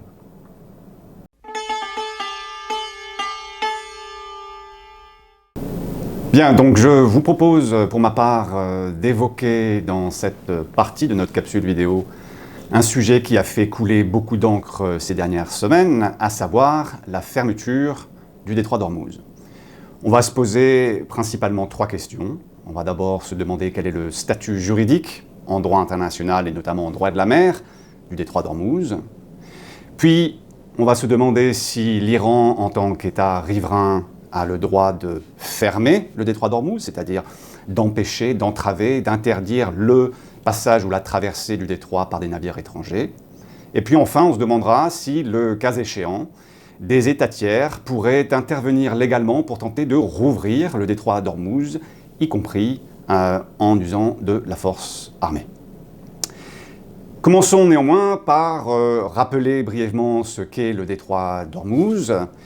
Il s'agit, comme vous le voyez à l'écran, d'un étroit bras de mer qui est le seul point de passage entre le golfe Persique à l'ouest et le golfe d'Oman à l'est. Au nord se trouve l'Iran, au sud les Émirats arabes unis et le sultanat d'Oman. En son point le plus resserré, le plus étroit, le détroit ne fait que 21 000 marins, à peu près 40 km de large, ce qui veut dire que les mers territoriales des deux États riverains, Oman et l'Iran, se chevauchent et qu'il n'est pas possible de franchir le détroit par un bras de haute mer. On est forcé de traverser la mer territoriale de l'un ou l'autre des États riverains. On y reviendra. Les navires qui traversent le détroit, encore une fois vous le voyez à l'écran, doivent emprunter des couloirs de navigation obligatoires qui ont été établis en 1979 sous l'égide de l'Organisation maritime internationale et qui, comme vous le voyez, passent tantôt à travers les eaux territoriales omanaises, tantôt à travers les eaux territoriales iraniennes. Ormuz est donc un goulot d'étranglement maritime dont l'importance géostratégique est considérable puisqu'il commande l'accès aux grands États producteurs de pétrole et de gaz naturel du golfe Persique. On estime que c'est entre 20 et 30% des exportations globales de pétrole et de gaz naturel qui transitent en temps normal par le détroit. Ce qui fait que la moindre perturbation à Ormuz a immédiatement un impact sur l'économie mondiale. Cette configuration fait du détroit un levier stratégique majeur pour l'Iran. Sa géographie lui offre un moyen de pression asymétrique et peu coûteux qu'il peut utiliser contre des adversaires qui lui sont supérieurs sur le plan militaire. On sait que l'Iran a fait usage de ce levier à de nombreuses reprises par le passé, comme par exemple dans les années 1980, dans le cadre du conflit Iran-Irak, et c'est sans surprise que ce levier a été réactivé dès le début de la guerre menée contre l'Iran par les États-Unis et Israël. Le 2 mars 2026, le Corps des gardiens de la Révolution a diffusé par radio VHF des avertissements indiquant qu'aucun navire ne serait autorisé à transiter et menaçant d'ouvrir le feu sur tout bâtiment passant par le détroit. Ces menaces ont été suivies d'effets d'une série d'attaques, une vingtaine d'attaques contre le trafic maritime dans la région, souvent au moyen de missiles ou de drones. Et le 25 mars, l'agence Reuters a rapporté que l'Iran aurait également déployé des mines dans le détroit d'Ormuz. Et donc toutes ces mesures, combinées à une flambée des polices d'assurance, a provoqué, vous le voyez, un effondrement brutal du trafic maritime et une fermeture de facto du détroit d'Ormuz. Alors venons-en à donc, la première question qui nous intéresse, à savoir le statut juridique d'Ormuz en droit international. Le détroit d'Ormuz, il entre dans la catégorie des détroits dits internationaux, en vertu de l'article 37 de la Convention des Nations Unies sur le droit de la mer, que vous voyez à l'écran, est international, un détroit qui relie deux espaces maritimes ouverts, de haute mer ou de zone économique exclusive, et qui sert à la navigation internationale, c'est-à-dire qui joue d'un point de vue fonctionnel le rôle de route ou d'autoroute maritime internationale. Il ne fait aucun doute qu'Ormuz répond à cette définition. C'est, nous l'avons vu, l'unique point de passage entre les eaux internationales, spécifiquement les zones économiques exclusives du golfe Persique et du golfe d'Oman. Et de toute évidence, Ormuz sert à la navigation internationale. C'est un corridor majeur du trafic maritime mondial.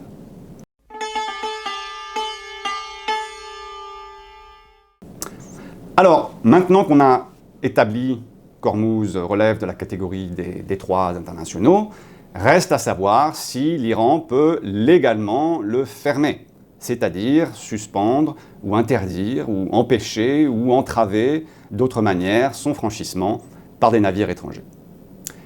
Si on applique le régime de la Convention des Nations Unies sur le droit de la mer, la réponse est assez nette et elle est en principe négative. Et c'est parce que les détroits internationaux qui, comme Hormuz, ne peuvent pas être franchis sans traverser la mer territoriale d'un des États riverains. Ces détroits relèvent du régime dit du libre passage en transit. C'est un régime qui est extrêmement libéral, protecteur de la libre circulation. Il garantit à tous les navires et aux aéronefs une liberté de passage continue et rapide à travers le détroit. Alors, les États riverains, ils conservent une certaine capacité d'organiser le trafic à travers le détroit. Ils peuvent par exemple établir des couloirs de navigation. Ils conservent également une certaine capacité réglementaire. Ils peuvent adopter des lois et règlements relatifs par exemple à la sécurité maritime ou à la protection de l'environnement. Mais la Convention stipule en toutes lettres à l'article 44, comme vous le voyez à l'écran, que les États riverains ne peuvent ni interdire ce passage, ni le suspendre, ni le soumettre à une autorisation préalable. Ils ne peuvent pas non plus bloquer ou entraver physiquement, matériellement, le passage dans le détroit, par exemple en mouillant des mines ou des ballons. Ça n'est que si un navire s'écarte de la simple logique de traversée, s'il mène par exemple dans le détroit des activités militaires, économiques, scientifiques ou autres qui font perdre à son passage son simple caractère de transit, ça n'est que dans ce cas-là que l'État riverain peut adopter des mesures de police et restreindre la navigation. Dans tous les autres cas, si le régime de libre passage en transit est applicable, alors il semble bien que l'Iran ne dispose d'aucun pouvoir de suspendre la navigation ou de fermer le détroit à la navigation. Mais là où les choses se compliquent immédiatement dans le cas d'Hormuz, c'est que l'Iran n'est pas parti à la Convention des Nations Unies sur le droit de la mer. L'Iran a signé la Convention en 1982, mais ne l'a jamais ratifiée, ce qui fait que l'Iran n'est pas parti à ce traité et dès lors n'est pas tenu juridiquement par ces dispositions relatives au passage dans les détroits internationaux. Dès lors, il y a deux hypothèses qui sont envisageables. La première hypothèse consiste à considérer que le régime du passage en transit dans les détroits internationaux s'impose au titre du droit international coutumier. Et si c'est du droit coutumier, alors il est applicable à tous les États, indépendamment de leur participation à la Convention sur le droit de la mer. Alors on sait que c'est la position qui est soutenue par un certain nombre de puissances maritimes, notamment les États-Unis, mais d'autres États, et singulièrement l'Iran, s'opposent à ce point de vue. Au moment de signer la Convention sur le droit de la mer en 1982,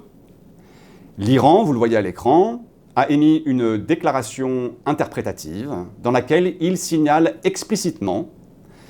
qu'il considère qu'un certain nombre de domaines traités par la Convention sur le droit de la mer ne relèvent aucunement d'une codification du droit coutumier, mais d'une simple logique contractuelle, si bien qu'elle crée des obligations qui ne sont applicables que inter partes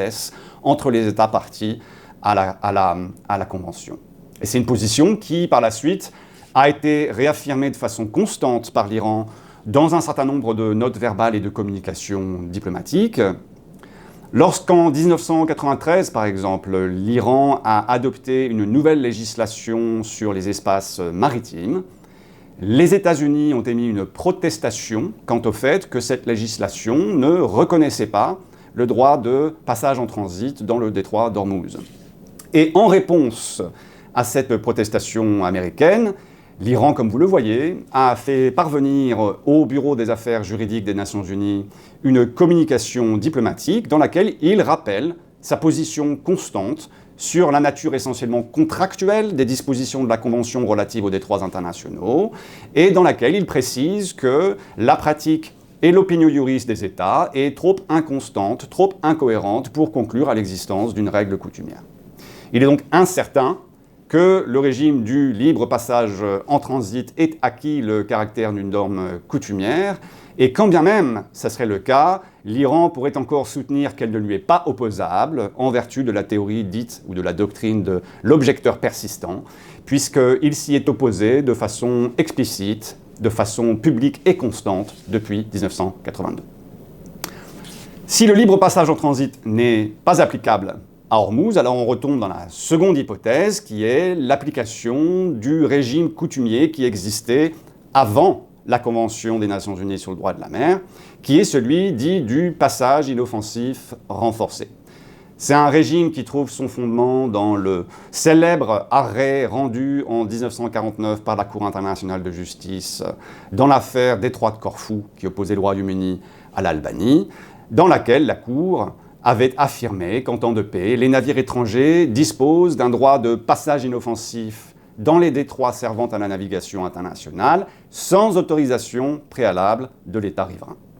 C'est un régime qui, par la suite, a été confirmé dans un certain nombre d'instruments conventionnels, notamment la Convention de Genève de 1958 sur la mer territoriale. C'est un principe qui est également rappelé à l'article 45 de la Convention des Nations Unies sur le droit de la mer. Et ces deux instruments précisent que ce droit de passage inoffensif dans les détroits internationaux, contrairement au régime applicable dans la mer territoriale, il est non suspensif. Et c'est pour ça qu'on parle de régime de passage inoffensif renforcé dans le cas des détroits internationaux. Alors, il faut le dire tout de suite, le droit de passage inoffensif, il est sensiblement moins libéral, moins protecteur que le régime du libre passage en transit. D'abord, il ne vaut que pour les navires et pas pour les aéronefs. Ensuite, il suppose que le passage demeure inoffensif, c'est-à-dire qu'il ne porte pas atteinte à la paix, au bon ordre, à la sécurité de l'État riverain. Et puis pour finir, il laisse à l'État riverain une marge de contrôle plus importante. Et notamment, un navire qui ne se conforme pas aux règles et législations adoptées par l'État riverain dans sa mer territoriale perd le bénéfice du passage inoffensif et peut être intercepté, ce qui n'est aucunement possible sous le régime du libre passage en transit.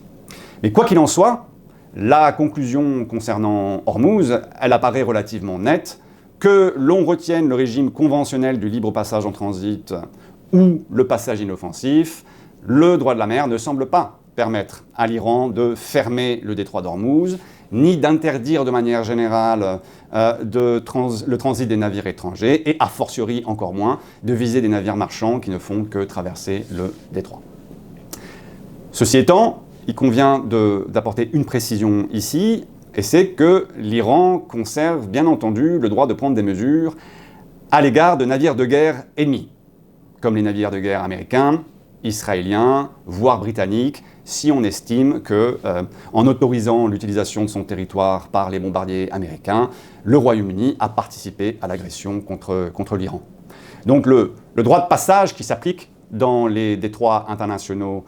en temps de paix, il continue normalement de s'appliquer en période de conflit armé, mais uniquement vis-à-vis des navires neutres, des navires non belligérants. Il va sans dire que l'Iran, en tant que partie au conflit armé international, n'est pas tenu de garantir le droit de passage à des bâtiments ennemis qui ne sont pas de simples usagers neutres du détroit. Ces navires, par principe, sont des objectifs militaires, ce qui veut dire que l'Iran peut les attaquer, sous réserve évidemment des règles applicables du droit des conflits armés.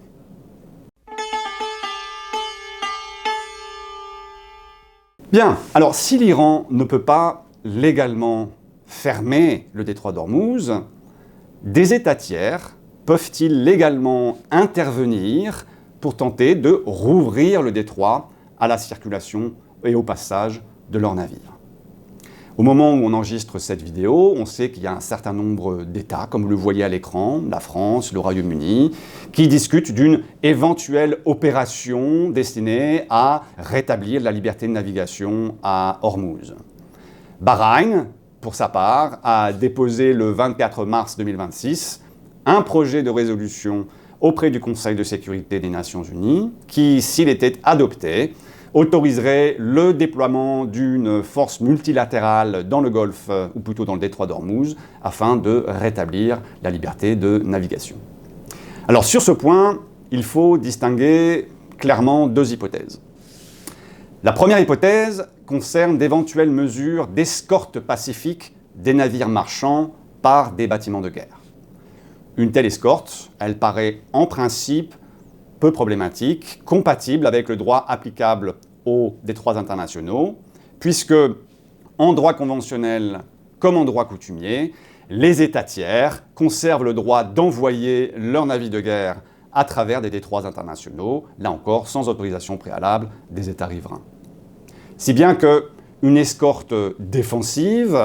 qui viserait à garantir la tranquillité ou la sécurité de la navigation et éventuellement dissuader des mesures d'entrave de la part de l'Iran paraît largement admissible au regard du droit de la mer. Juridiquement, ces bâtiments de guerre, au fond, ne feraient qu'exercer leur propre droit de passage en transit et accompagner des navires marchands qui eux-mêmes sont fondés à y circuler. La seconde hypothèse est celle de mesures plus agressives, consistant à déployer la force contre l'Iran pour rouvrir de force donc le détroit, par exemple en frappant des batteries côtières, en détruisant des navettes des gardes-côtes iraniens ou en effectuant de façon forcée des opérations de déminage dans les eaux iraniennes sous protection armée. Et ici, l'analyse juridique, elle change complètement. Le droit applicable aux détroits internationaux exclut en effet explicitement tout usage de la force par des navires en transit. Comme vous le voyez, l'article 39 de la Convention de Montego Bay impose aux navires et aéronefs en transit dans un détroit international de s'abstenir de toute menace ou emploi de la force contre les États riverains. Et on se souvient que, dans la célèbre affaire du détroit de Corfou, la Cour internationale de justice a déclaré que le Royaume-Uni n'avait aucunement le droit de déployer ses forces navales dans les eaux albanaises afin d'en assurer le déminage, quand bien même ces forces navales jouissaient dans le détroit de Corfou d'un droit de passage inoffensif, et quand bien même l'Albanie s'était rendue coupable d'entrave illicite à ce droit de passage. Et donc, en l'absence de consentement de l'Iran, il semblerait que seule une autorisation du Conseil de sécurité des Nations Unies permettrait à des États tiers d'user légalement d'une force offensive vis-à-vis de l'Iran dans le détroit d'Ormuz. Là où les choses deviennent encore plus complexes, c'est sur la question de savoir ce qu'il se passerait si des navires de guerre escortant pacifiquement des navires marchands à travers le détroit d'Ormuz étaient attaqués par l'Iran ou venaient heurter une mine iranienne. On pourrait être tenté de penser qu'en pareil cas, la riposte armée irait de soi au nom de la légitime défense. Sauf qu'en droit international, les choses sont moins simples qu'il n'y paraît. L'article 51 de la Charte n'autorise en effet la légitime défense qu'en cas d'agression armée. Et cette notion d'agression armée a été interprétée de façon constante dans la jurisprudence comme ne visant que les cas les plus graves de l'emploi de la force. Et donc se pose la question de savoir si des incidents isolés, de moindre intensité, pourraient constituer une agression armée ouvrant le droit à la légitime défense. Et dans notre contexte, il n'est pas du tout certain qu'une attaque ponctuelle, isolée de l'Iran, par exemple contre un navire marchand ou contre un navire de guerre l'escortant, présenterait cette gravité suffisante pour déclencher juridiquement le droit de légitime défense. On sait que dans l'affaire des plateforme pétrolière, qui opposait l'Iran déjà et les États-Unis, la Cour internationale de justice, elle a donné un certain nombre d'indications assez contradictoires sur ce sujet. D'un côté, la Cour a estimé, comme vous le voyez, qu'il n'est pas exclu que le minage d'un seul navire de guerre puisse suffire à justifier qu'il soit fait usage du droit de la légitime défense. Mais de l'autre côté, la Cour a fini par conclure que l'ensemble des attaques commises à l'époque par l'Iran contre des navires et des hélicoptères américains n'était pas constitutif d'une agression armée au sens de l'article 51, car le seuil de gravité n'avait pas été franchi. Et par ailleurs, la Cour internationale de justice a laissé complètement en suspens la question de savoir si une attaque contre un navire marchand, contre un navire civil, pourrait justifier l'emploi de la force en légitime défense par l'État du pavillon. Donc on a affaire à une zone de forte incertitude juridique sur cette question.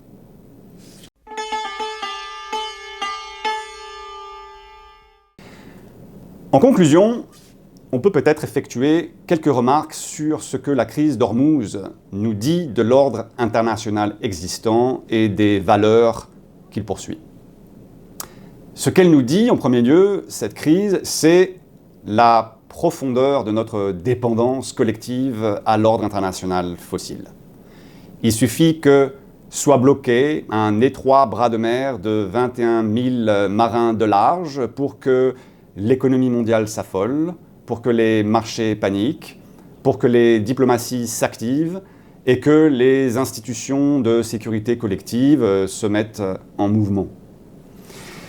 Et ça nous dit quelque chose de très simple, mais au fond d'assez profond. Et c'est que malgré des décennies de discours sur le développement durable et sur la transition écologique, nos économies, nos infrastructures, nos chaînes de valeur, notre système alimentaire restent massivement arrimés aux énergies fossiles. Et puis cette séquence, elle révèle également quelque chose de la manière profondément asymétrique dont le droit international réagit selon les intérêts en cause. Lorsqu'il s'agit de protéger, de préserver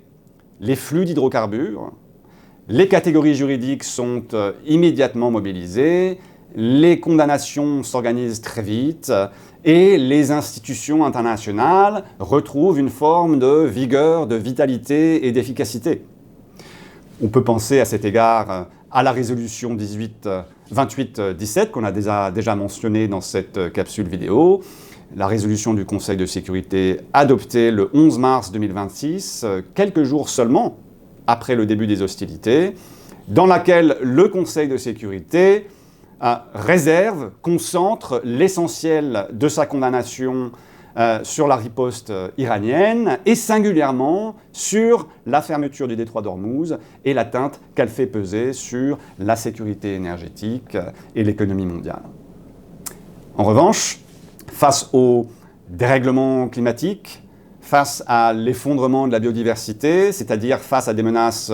systémiques qui sont scientifiquement prouvées et établies, qui sont durablement destructrices, le droit international demeure d'une lenteur, d'une faiblesse et d'une timidité extrême. Et en ce sens, la crise d'Ormuz, ce n'est pas simplement une crise maritime ou géostratégique, c'est aussi un révélateur. Le révélateur d'un ordre international qui demeure structurellement organisé autour de la préservation des flux fossiles, alors même que l'urgence et la catastrophe écologique exigent leur dépassement rapide et organisé. Never heard a horn till it robbed me blind. 21 miles of water blew my tiny mind. Never heard a horn till my bill arrived. Didn't know it existed, but it ended my life. Yo. Pulled up to Tesco, price was appalling. Thought my cousin, he said a round was calling. Said there's a street, I said mate, are you joking? 21 miles of water on my bank account smoking.